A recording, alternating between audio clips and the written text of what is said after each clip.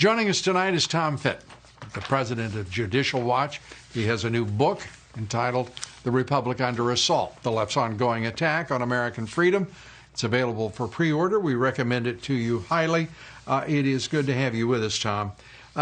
This is mesmerizing to listen to these transcripts and to read them and to see what was known within the investigative team made up principally of FBI agents, and they knew that they were involved in a conspiracy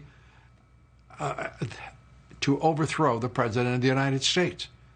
And we are only now learning about it. This is material the FBI has had for years that they've withheld from the American people.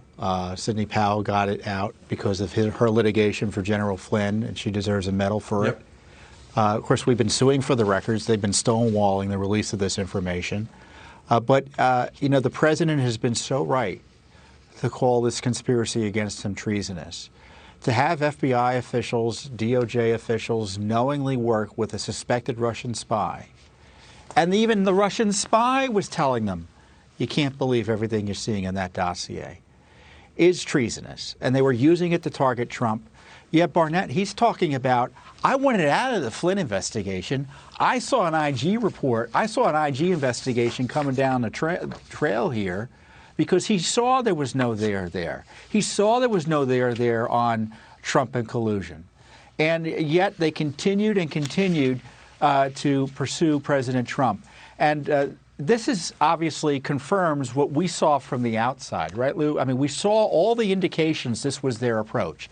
Everything Trump did, no matter how innocent, turned into what the FBI agent said was collusion clue. It was a game within the Mueller special counsel operation that you could put anyone in to any situation and then draw a collusion inference from it. So if you had so-and-so on your show, well, you're part of the conspiracy too, Lou.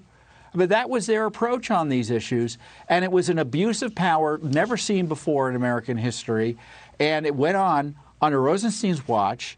And, given the fact that we've got the wipe phones, further confirmation that they were joking about wiping phones. We have new information Mueller likely lied about his interest in the FBI job. We have this in-your-face evidence that they all knew it was a scam and lied to the court and obstructed justice otherwise.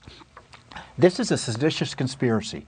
I don't know how else to describe it, and it needs to be prosecuted. Obama needs to be halted before the docks very here simply, and raised and questioned under oath. Tom, very simply, as far as I'm concerned, I don't know that we could believe them any better under oath than we can their own words on transcripts of their earlier remarks when they were not under threat. They're under threat now, I believe, Tom, and there is here a perhaps small but nonetheless present opportunity to actually hold accountable those who carried out this effort to overthrow the presidency of Donald Trump.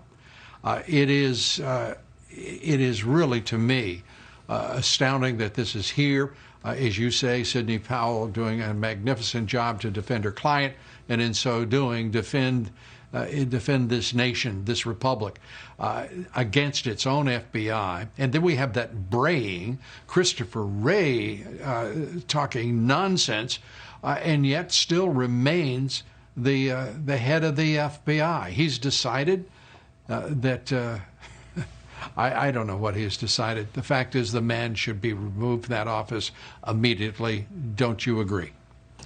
Well, certainly he needs to answer for the questions that have arisen here, and I don't know. Maybe he can go on a leave of absence. Take some time out so we figure out what he was up to and what he knew and when about this cover-up. Because this is a cover-up. These are not documents that they found in a box somewhere they didn't know they had. They all knew they had these documents. We've been litigating for these documents. General Flynn's been asking for the documents for a year or two. They had an obligation to give them to the court. Is Judge Sullivan going to bring? He's been persecuted, as you know, for 4.